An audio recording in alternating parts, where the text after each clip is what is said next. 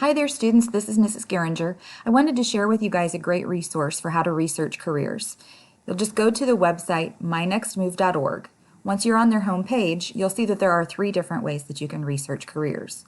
One is if you know the exact title of the career you're interested in, you can type it here. If you don't know the specific career, but you know a certain category you might be interested in, you can choose it from this drop-down menu here. The part that I like the best is this one on the right.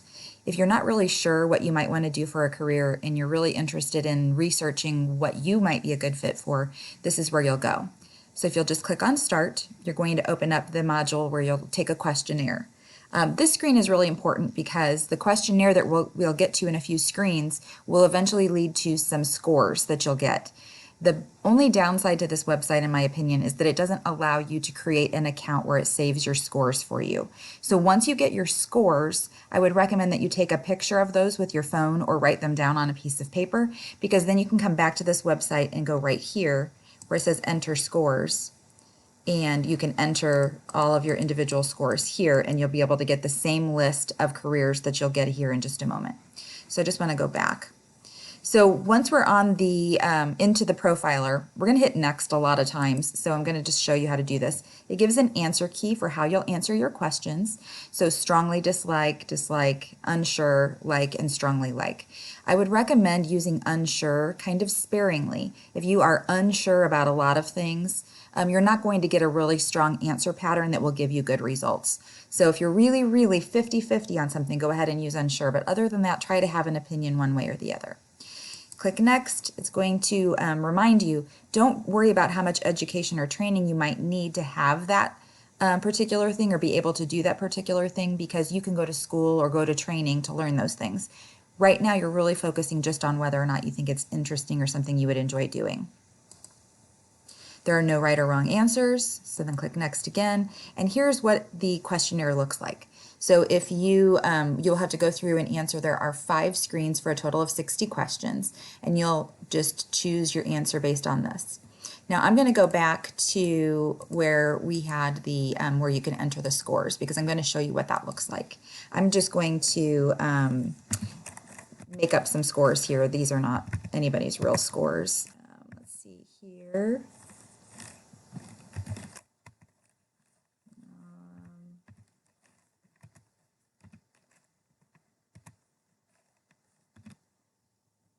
Okay, so I'm going to hit Next. And when you are done with your questionnaire, you're going to come across a screen that looks like this. Your particular answer patterns are going to influence what your bar chart looks like, but you're going to have a score in each of these areas. So if you're interested in reading more about the areas that you scored the highest in, you can click. So my highest was investigative. So if I click on investigative, I can read that people with investigative interests like to do work that has to do with ideas and thinking rather than physical activity or leading people. They like searching for facts and figuring out problems. So that's just a description.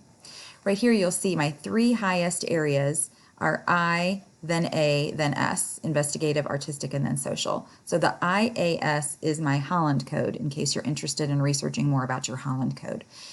So this tells you what your answer pattern looks like, but this is going to lead us to some really great information. What you're going to have to decide in a couple of screens is what job zone are you interested in. Job zone is just a fancy way of saying what level of education or training are you interested in. So if you click Next, it's going to remind you that you can either do that for what your current job zone is. That might be something that adults would do. For you, it's your future job zone. How much education or training are you willing to pursue in order to get a job? So we're going to go Next. It's going to show us our different options. So let's say, like, if I look at job zone 3, it shows here that most of these careers need vocational school training, on-the-job experience, or an associate's degree. If I look at job zone 4, most of these degrees need a 4-year bachelor's degree, but some do not. So it just gives those descriptions. On the next screen, I'm going to choose which one I want. So I'm going to start with, let's do job zone 3, and I'm going to click Next. And then Next one more time, and I'm going to get my list. So here's my list of careers based on job zone 3 that kind of meet, or I'm sorry, that kind of match up with the way I answered my questionnaire. So these are careers that I might be a good fit for. Now you'll notice here these puzzle pieces.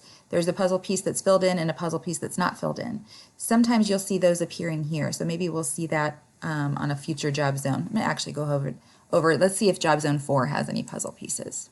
It does. So the best fit puzzle pieces would be careers that are a really good fit for me. And then the ones that are not filled in are pretty good fits. They're great fits, but not quite as strong. So I'm going to click on music therapist.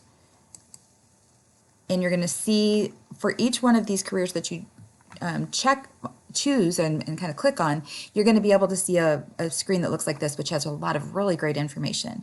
There's a video on a lot of these screens. Not every single career has a video, but many of them do. You'll be able to learn what they do, what some of their on-the-job tasks are, knowledge that you'll need to have, skills that you'll need to have. So pay attention to those. Are those skills that you have? Some abilities that you'll need to have. What about personality traits that you might need to have? So just kind of look at those and see if that reflects who you are. Some technology that you'll either need to know or learn in your training program. It tells you how much education or training is needed for that job. It tells you about the job outlook. Is it a bright, average, below average job growth rate? And it tells you what the average salary, kind of what the beginning and what the ending salary is, but kind of mid-career, this is how much you would be making in today's dollars. Obviously, it'll increase as we go through the years. So you can kind of start seeing which careers might be a good fit for you. And always you can go back to your list and you can change your job zone very easily. And you can come back and do any research anytime. Once you do know what careers you're interested in and how much education or training is required, you can also go to this Find Training, and I can say, show me in Missouri which schools have that.